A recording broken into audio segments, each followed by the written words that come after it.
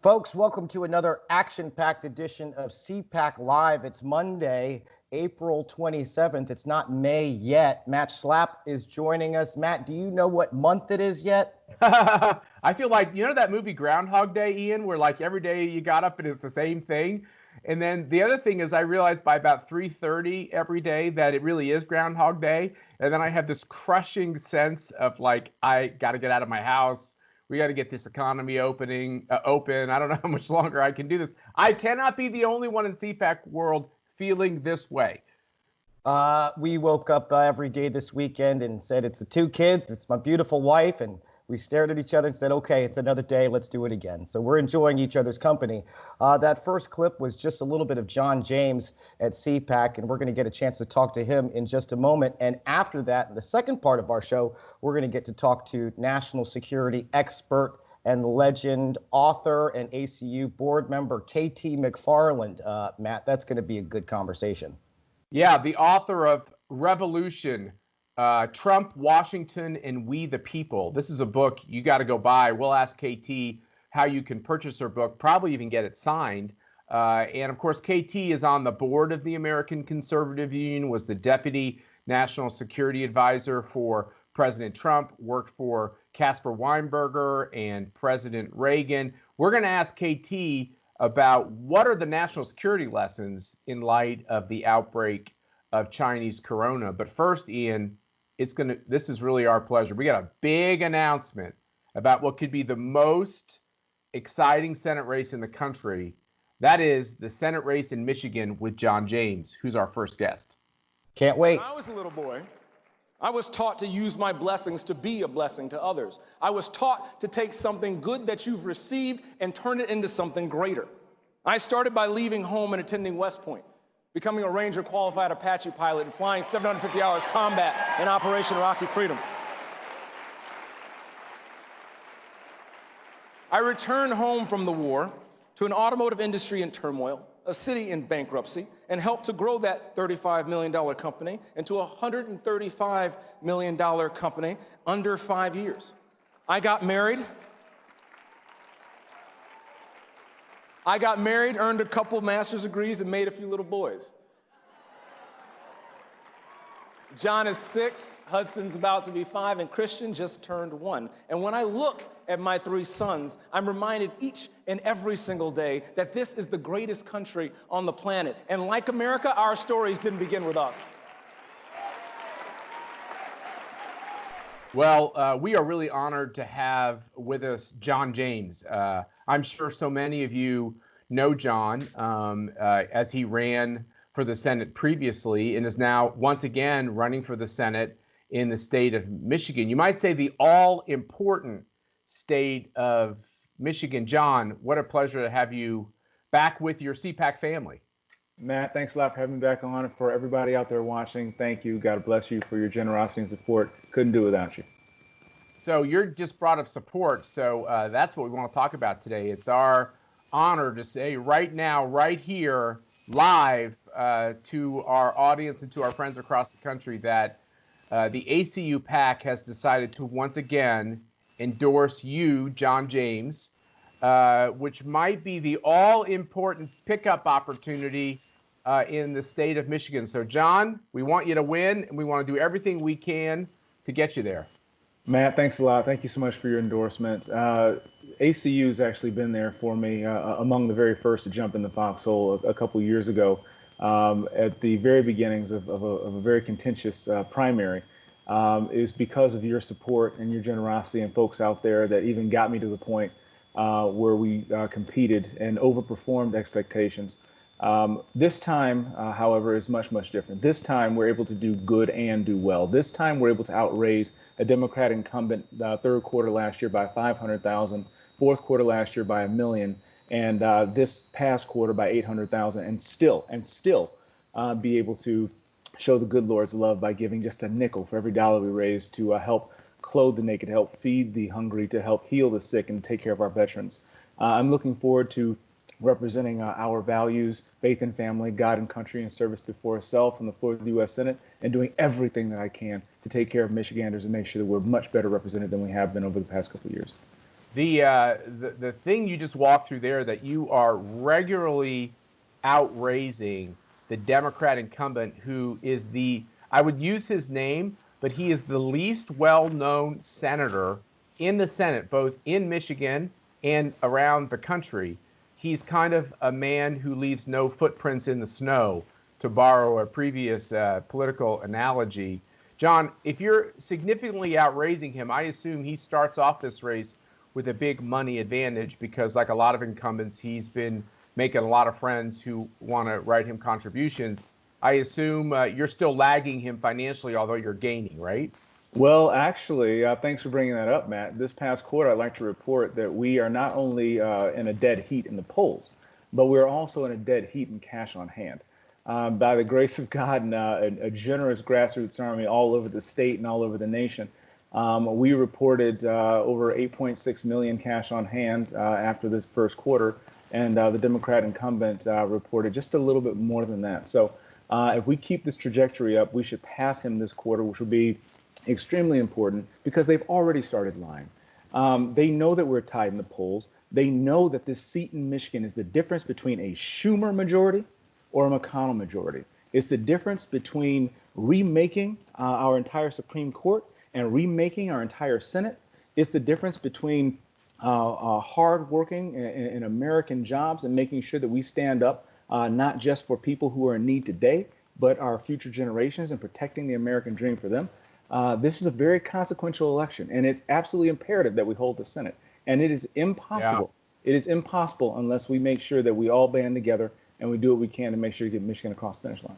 Ian, let me have one more question, and then you jump in. John, we're all living with this idea of COVID or Corona or the Wuhan virus or Chinese Corona, whatever your name is.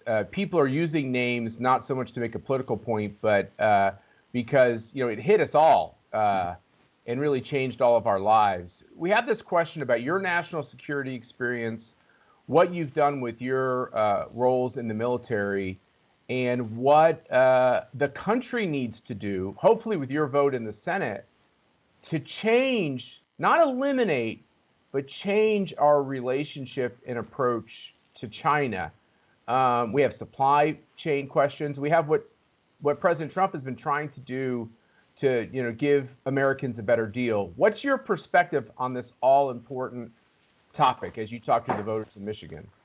Well, first and foremost, the most powerful force, I believe, on the planet is the American people, the will of the American people. This is the #1 economy in the world for a reason. Markets bend to our sentiment, and entire industries comply with our will. We recognize our power, and I think the very first thing we can do is remember, buy American. It's going to be extremely tough and difficult because you can't get a cell phone without components that are made in China. But we have to start somewhere. I grew up in Detroit. I grew up in the 80s in Detroit, and I remember Hey, John, can I correct you on one thing? Yeah, go for it. Actually, and this is what we're all going to do to each other, it is possible to buy cell phones that don't have any components in China, but you're right. It is very hard. And we're going to have to go to websites. Hopefully, AC will be one of those websites to find, if that's how you're motivated, to find those products. You agree, right? We must absolutely make sure we do everything that we can to buy American, and it starts with us. I believe that the next step is we need to take concrete steps to maintain and fight again for American independence. And we not just celebrate it on July 4th, but each and every single day. Because right now, we are dependent on China for our manufacturing. We're dependent on China for our pharmaceuticals. We're dependent on foreign governments for agriculture. And we've become independent recently for energy, but that may be falling by the wayside. We need to make sure that we repatriate good jobs, not just for the economic benefit for the American people and the people of the state of Michigan, but also for our national security. We must never, ever be in a position to be held hostage by a foreign government. John, you gave a fantastic speech at this year's CPAC, which was the best in many people's eyes from this year, a real roof raiser.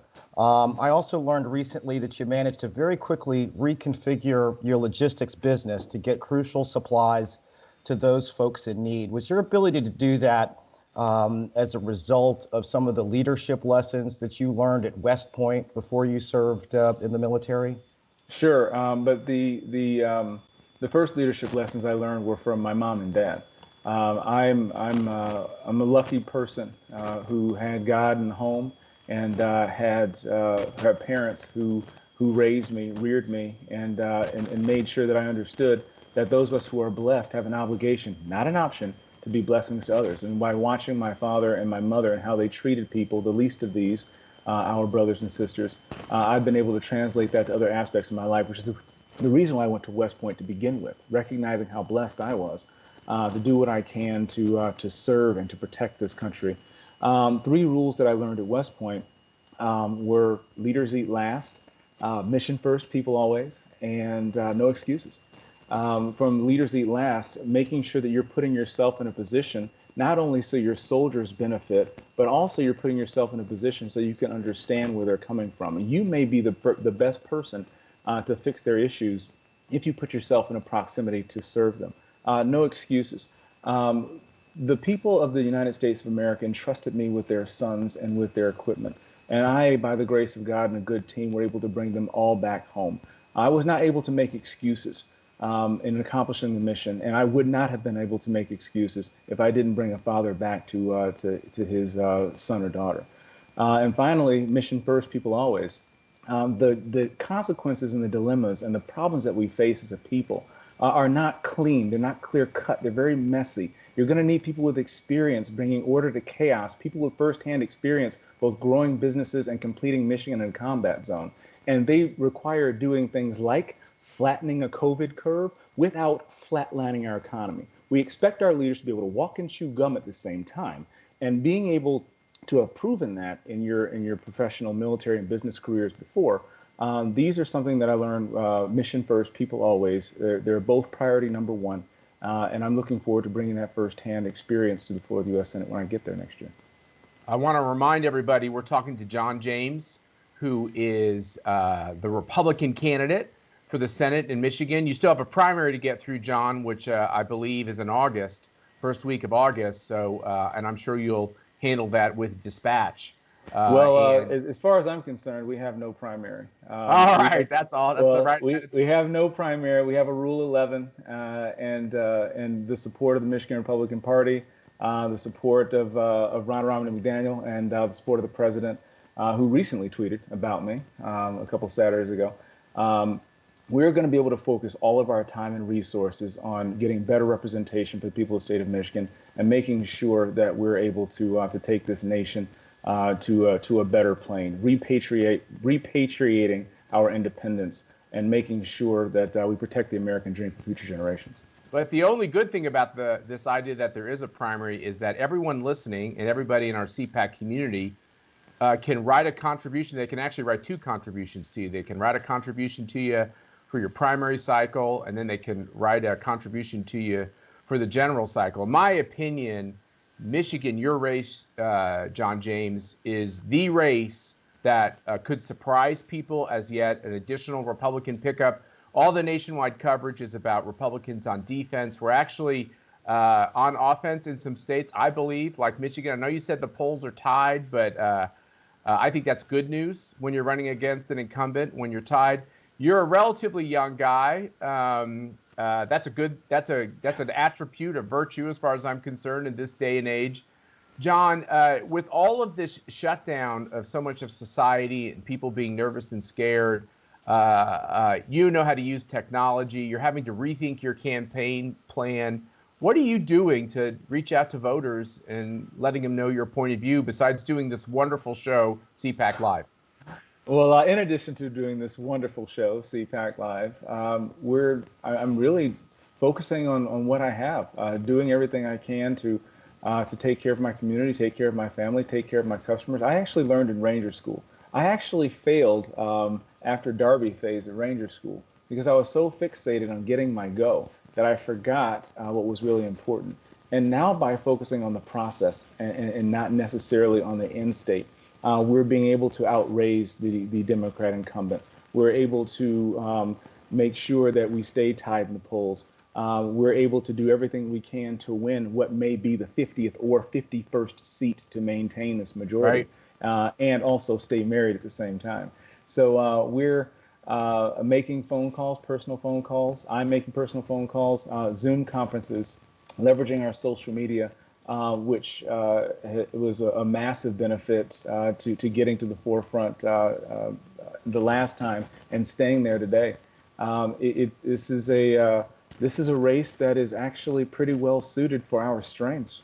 And despite this crisis that has hurt so many people physically and economically, we still have to lead and we still have to adapt. And being able to adapt are things that military men and businessmen and women, military men and women and businessmen and women, have learned how to do. We have to not just survive, but thrive. And we're used to being held accountable every moment of every day, not just at every election cycle. We need more elected officials like that. We'll be just fine. Thank you. John, we really appreciate you joining us on CPAC Live. How can our virtual audience get in touch with your campaign to help you? Well, the first thing you can do is pray. Pray to the good Lord that his will be done. And the second thing you can do is go to johnjamesforsenate.com, learn a little bit more about me, and if the Spirit moves you, I'd love to have a little bit of your financial support. You can also follow me on social media at John James MI. We're on Facebook, Twitter, and Instagram.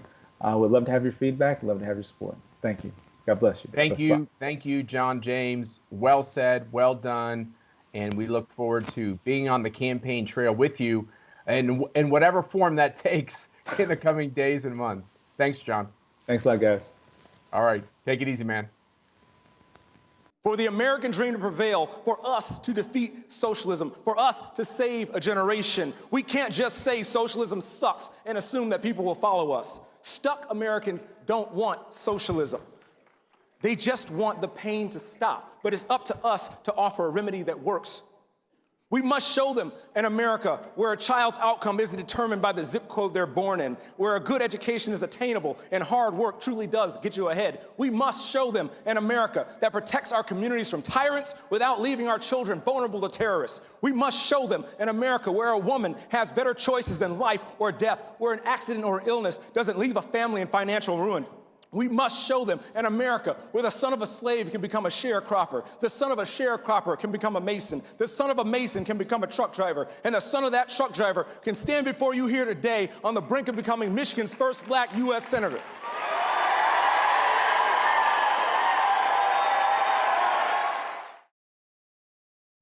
It's now our honor to have our very good friend and ACU board member, KT McFarland, with us on CPAC Live. KT, it looks like you're in some kind of tropical climate.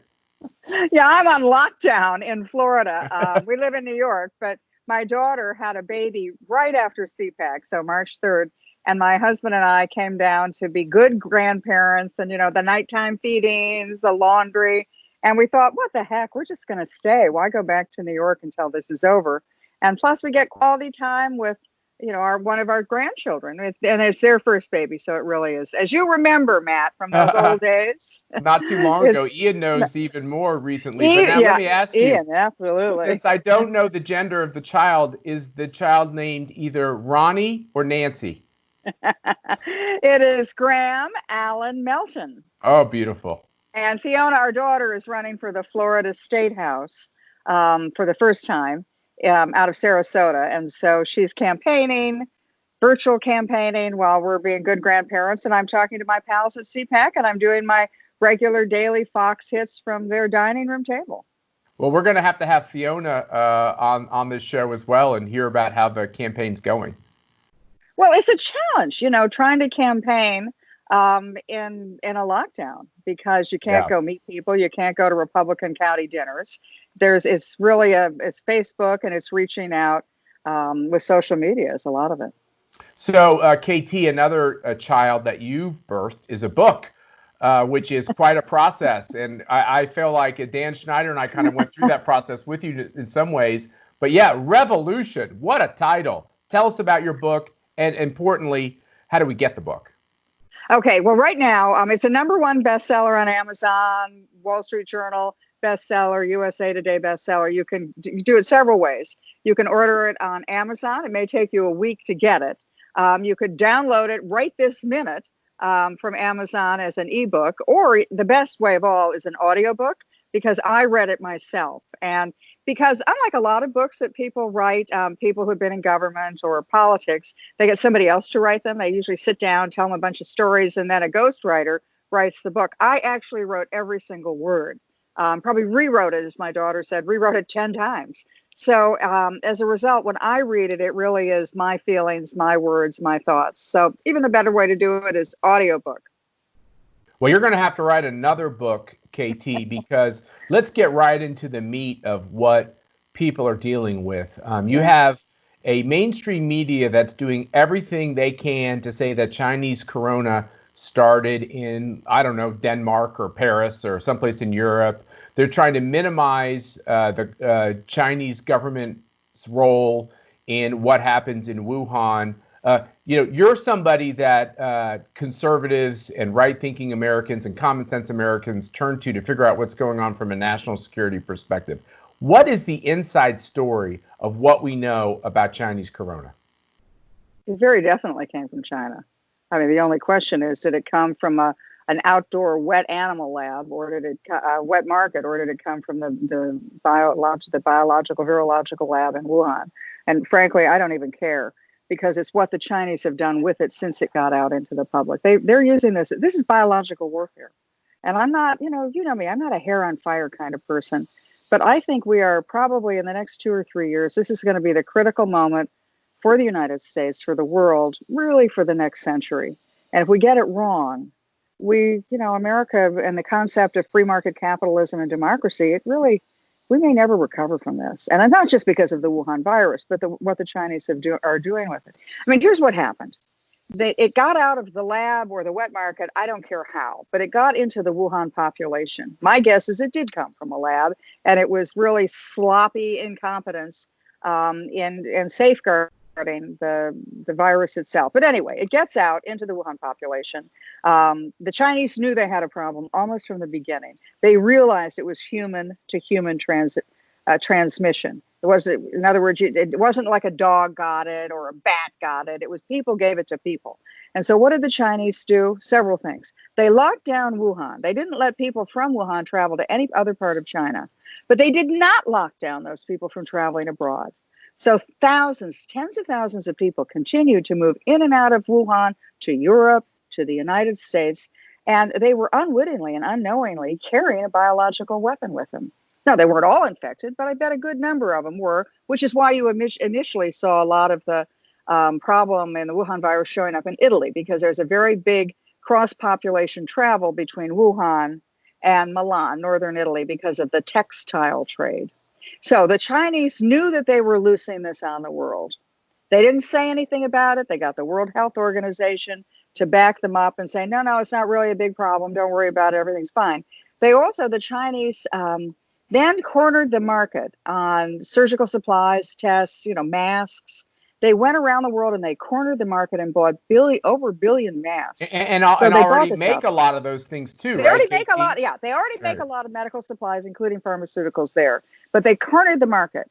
So then, after the Chinese came to Washington, signed the free trade agreement, the trade agreement with President Trump, in other words, 1,000 Chinese came to Washington. They were in the Oval Office, a lot of them, and they knew they had a problem back home, but they didn't say anything. They covered it up. They suppressed information. They disappeared the scientists who were working on it. So they come to Washington. They sign the trade agreement. They go to Davos, Switzerland for the World Economic Forum. And then a week after that, they announced, we think we have a problem. We're shutting everything down. And so then it was loosed on the world. They went to countries. So then that was the first stage. They loosed it on the world. Then they blackmailed. Let me ask you a quick question on that. Yeah. Some people are saying that this was deliberate. That's quite a charge. Do we know that, or do we know that that's not the case? They were just sloppy. You mean and how it got out of the lab? I don't know the answer to that. I don't think anybody will ever know, because the Chinese, they'll never let you into that lab. They'll never turn over their research. I don't think it matters, but it's what they did with it once they had it. Okay. And then it became a biological weapon, because then so they corner the market on the stuff. They send the germ all over the world. They then lock down their own population so it doesn't spread in China. And they can do that because they have a total surveillance state. I mean, they know on your smartphone what your temperature is. So they were able to isolate people, isolate neighborhoods, and they were able to marshal their own resources to make sure that it didn't spread. So then the next thing they did was, in addition to having the World Health Organization give them the clean bill of health, is they went to a number of countries, the United States included, but mostly in Europe, and they said, if you criticize us, we are not going to let you have the medical supplies that you have no other way of getting. So that's why you had countries like France and Italy and Britain and Germany. They started criticizing China and then they stopped because they were told, well, you'll get them, the Chinese will give them to you. Well, turns out the Chinese weren't giving them to you. They were charging you extraordinary prices for them. In some cases, 10 times markup for the masks. And then it turned out that a lot of the masks were defective. So the Europeans, they muted their initial criticism of it. The Chinese then did a disinformation campaign with their buddies in Russia and Iran to spread it that America had really started this virus. It had nothing to do with China, that China was the one acting responsibly, and yet it really wasn't. And so then the next thing, and the thing that really upsets me the most, and the thing that has the most long-range ramifications, is that they've been borrowing money from the Asian Development Bank and the World Bank, and they're borrowing money and they're using that money to buy technology companies and natural resources around the world at fire sale prices. I mean, Xi Jinping just announced at the end of last week that they were reinvesting in high technology. What does that mean? That means they're going around and buying stuff at fire sale prices. The Brits are so upset with this in the last 2 weeks that the British now have investigations in Parliament. What are the Chinese buying? How? And then what are they doing with these companies when they're buying them? They're turning the technology away from the European company and then setting it up in China. So the Chinese, I don't care how it started. It's what they've done since. Their plan, and I've heard this from the senior-most officials in the White House, the West Wing. They are planning to come out of this virus maybe in 2 or 3 years when the world kind of works its way through it, having replaced the United States as the dominant superpower in the world. And then they will determine the terms of the world order going forward. They were already on this route, but this will be an accelerant to them. KT, and this is a theme in your book too, which is big theme. Trump's realistic approach to our relationship with China goes in the face of, 40 years or since Nixon, this approach to China, which somehow openness with China and relationship with China would export American and Western democratic values into China, that they'd want to be our partner, so we'd come up with fair deals. American presidents and leaders kind of gave away the store economically to try to build China up, assuming that would create an economic platform where they would democratize and open up. Trump's approach was, you guys are a bunch of idiots. Yeah. What have you done to the forgotten men and women, and what has happened with these closed factories? You saw all that firsthand as the president was mocked and made fun of for changing the whole approach to China. Now you have this virus outbreak. Does that make you say Trump's even more right, or he's playing a dangerous game? Well, I think he's playing, if he doesn't play this game, if he doesn't stand up to China, then it really is over. I mean, China will rewrite the rules. You mean America is over, really? American democracy, free market capitalism, freedom of navigation, freedom of the seas, free trade, it's gone. It's done. And it will be replaced by authoritarian governments that the Chinese have had no hesitation in going to, say, for example, Korea. They were mad at Korea because Korea was putting up defensive weapon systems so the Chinese and North Korean missiles couldn't land in Korea. And so what did the Chinese do to punish Korea? They stopped doing business with a number of Korean companies. They play hardball. They are really ruthless in playing hardball. And they don't care about public opinion in China. Public opinion supports them in China. And they sure as heck don't care about public opinion in these individual countries. I mean, they're trying to pick us off one at a time. For example, one of the things that the Chinese have done, and I've heard this from the highest levels of the White House, is that the Chinese have threatened, in fact, they've even threatened it publicly. They have threatened that if the United States is too critical of China, maybe they won't sell us penicillin or make the penicillin deliveries they are had contracted to make with the United States next year. It's 95% of the world's penicillin ingredients come from China. So, they're playing games that we would never think of playing. And their Ian, goal, again, is to come out on top when this is over. And if you complain, too bad, we'll just cut off trade with you. Ian, you're the father of two young daughters, you and Karin. That is a frightening idea that China can hold American consumers hostage to get what they want. I wonder what kind of world our girls are going to grow up in, Schlapp and KT. Years ago, we put together a panel at CPAC called "When Did World War III Begin?" Right. That was intentionally provocative, but designed to highlight some of these tensions that we're experiencing with bad actors, whether that's nukes in North Korea, a nuclear program in Iran, the Russians and the Chinese, rampant stealing of our intellectual property. Is the outcome from this going to be an ongoing Cold War with the PRC, KT? I mean, what would the conditions be for us to have the tragedy of entering into a hot war with these guys when you say they're really after world domination and to supplant us as the world's only superpower? Well, Ian, that's a really good question. And I think it's important for us to not just bitch about China, but to look to the future. I think there are four likely outcomes from this. And I'm talking about 2, 3, 4, 5 years in time. One is that somehow we and the Chinese work together and we have an equitable relationship and trade. That was what Trump hoped with phase one of the trade agreement. Look, I don't think the Chinese have any intention of doing that. And it's up to them. We're willing to do it, but I don't know that they are. I mean, one of the things that I thought was so sinister was they wrote into the U.S.-China phase one trade deal that they would keep their part of the deal unless there was a natural disaster preventing it, making it difficult. Well, what's a natural disaster? Well, if the Chinese virus started in the Wuhan lab, not a natural disaster. If it started in the animal market, the wet animal market in Wuhan, a natural disaster. That's why one of the reasons the Chinese are so adamant to say it didn't come from them and it didn't come from a lab. So I think one outcome, and the best outcome for all of us, the win-win, would be that. Number two, the outcome would be that the United States really has no choice but to cede to China, that China becomes a dominant power the same way the United States was at the end of World War II. And then they write all the rules to suit themselves. So China would be the supreme power in the world, and the other states and nations would be vassals, in effect. Wouldn't really be able to have their own independent foreign policy, for example, or even their own independent economic policy. The next outcome, which is the one that you've referred to, is potentially a Cold War. And that, I think that what that is, in fact, probably the best that we can hope for, is that the United States assembles an alliance of similar countries. So countries that have democracy, rule of law, they have a free market capitalist system. That my goal would be, and my wish and prayer is that we come out of this in another month or two and we have a US-UK trade deal. And we build from that. So then we already have a deal with Canada and Mexico, US-Canada-Mexico trade deal. We already have a new trade deal with Korea and with Japan.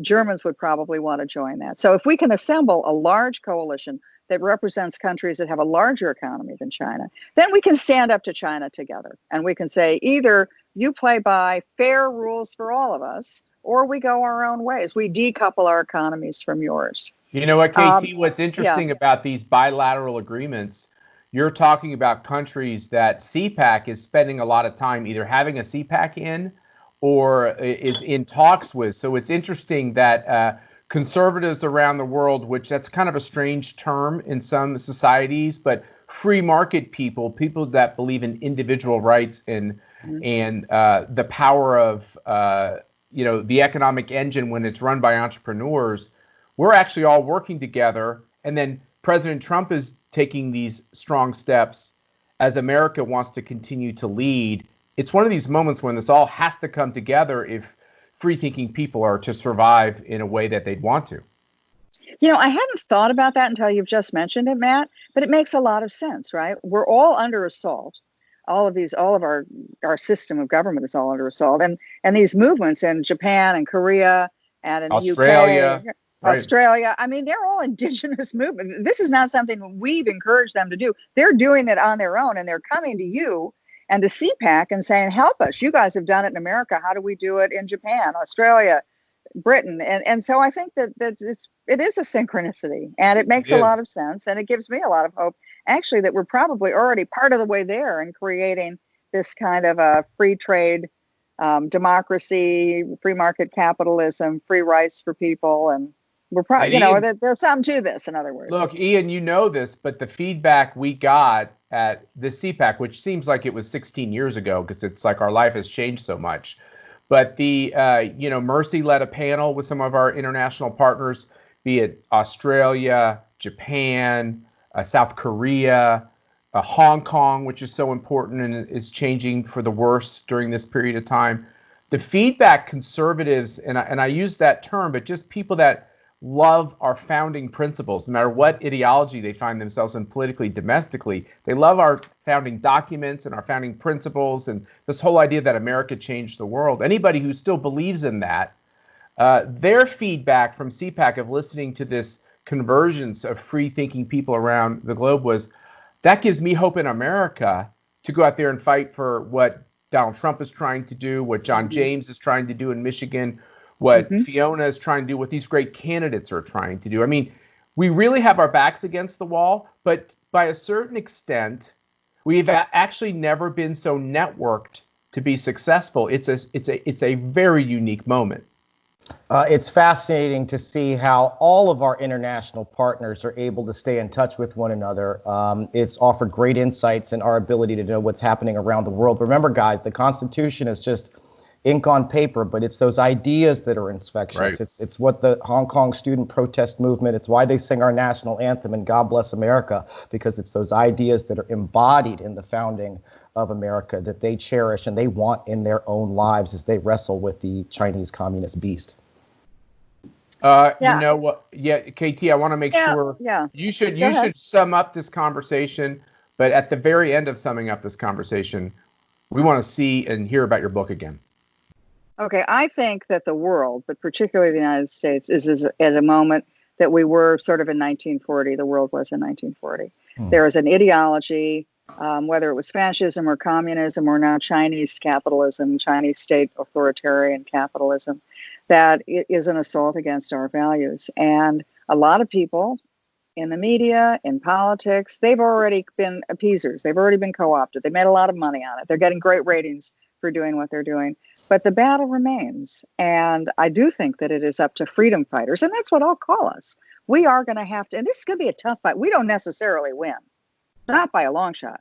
And so it will take everything all of us have working together, networking, as you point out, but supporting these values and facing reality and taking some tough decisions of what we have to do. I think we can do it, but I think it's going to be hard.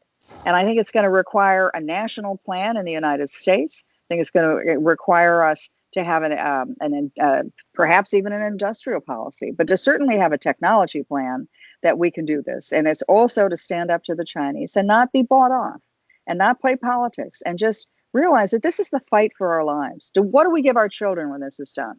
The end of World War II, the United States gave the world freedom and democracy. China's not going to do that when China's in charge. It's up to us to fight that fight, and we can't do it alone. We have to do it with our allies. And so, somebody once said, and it was Abraham Lincoln, actually, he said, the sad thing is that this is before he became president, before he really became anybody. He said, the sad thing is the revolutionary generation did all the important things. There's nothing left for people to do now. We've been taught that the greatest generation, they did all the important things. And we're just kind of gliding on their achievements and sacrifice and nobility of purpose. But no, it's up to us. And this is going to be the fight of our lifetimes. Oh, wow. KT, I can't imagine changing any words from what you just said. You perfectly explained the moment we're in. So when we're depressed, sitting not in Sarasota, in our basements and wondering what's going to happen tomorrow as we watch this economy on the verge of really crumbling to a point where it will have difficulty recovering, we think through what's at stake, how important it is that President Trump wins. Your book explains the international imperatives for why he must win, why we have to make sure that when the president gives the green light to opening up the economy, that conservatives around the country take responsible and safe steps to protect them and their families, but allow workers at smaller companies that have been shuttered but want to work, like the food stores and the big retailers that are operating safely right now before our eyes, including big companies like Amazon. It's important that America get its economic feet back underneath it, because I think, KT, you would agree, if America doesn't have the leading economy in the world, all this American failures is really inevitable. And that's what the Chinese want. I mean, they're feeding a lot of this propaganda that, oh, you shouldn't reopen, it's too dangerous. Yep. It's too, because why? Because while we're busy screaming at each other about, somebody at a nursing home, what are the Chinese doing? They're buying up all our depressed industries. They've got a plan. We got to have a plan too. And we can do it. And at the end of the day, it will be our finest hour. But the time is not long to do this, any more than it was in 1940. It's really the challenge of your lifetime. So as Ronald Reagan once said, you have a choice. You can fight for freedom in every generation. If you don't, then we'll all just be sitting around the campfire in the next generation talking about what America used to be. Mm. Ian, take us home. KT McFarland, thank you so much for joining us on this Monday edition of CPAC Live. We're going to be back to our CPAC community at 3:30 p.m. this Wednesday and at 3:30 p.m. on Friday. You don't want to miss those episodes, and we thank you for joining us here on CPAC Live. Hold up the book, KT. Your book. Let's do the book one more time. Make sure to get The Revolution from KT McFarland. You can pick that up online, and we've got a copy here at our house. It's a good read, and it'll get you through some of these slow days. Thanks, folks, for joining us at CPAC Live. Thanks, everyone. Thank you.